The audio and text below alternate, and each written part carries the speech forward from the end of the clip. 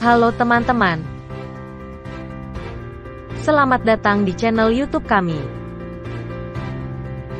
Pada video kali ini kita akan membahas sejarah penemuan vaksinasi. Sejarah vaksinasi dimulai pada akhir abad ke-18 dengan seorang dokter bernama Edward Jenner.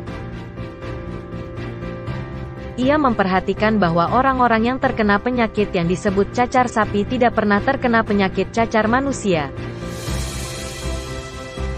Dari penelitiannya, Jenner menyimpulkan bahwa orang-orang yang terpapar cacar sapi mengembangkan kekebalan terhadap cacar manusia. Untuk membuktikan teorinya, Jenner melakukan eksperimen pada tahun 1796. Ia mengambil sampel cairan dari lepuh seorang anak yang terinfeksi cacar sapi. Lalu, ia mengoleskan cairan tersebut pada luka kecil yang ia buat pada lengan seorang anak lain yang sehat.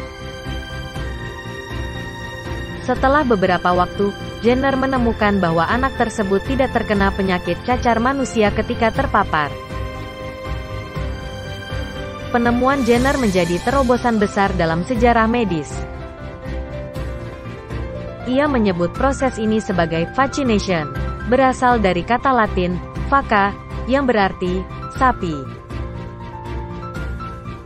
Jenner kemudian mengembangkan vaksin cacar sapi yang telah dilemahkan untuk melindungi orang-orang dari penyakit cacar manusia.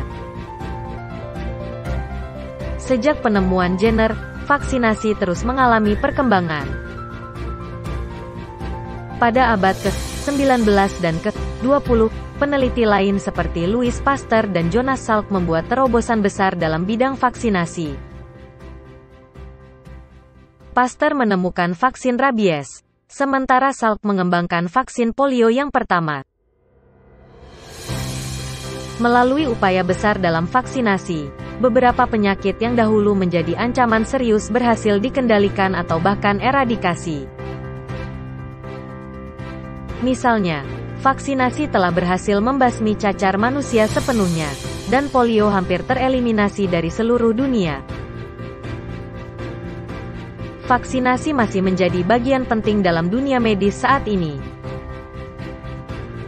Demikianlah perjalanan sejarah penemuan vaksinasi. Terima kasih telah menonton.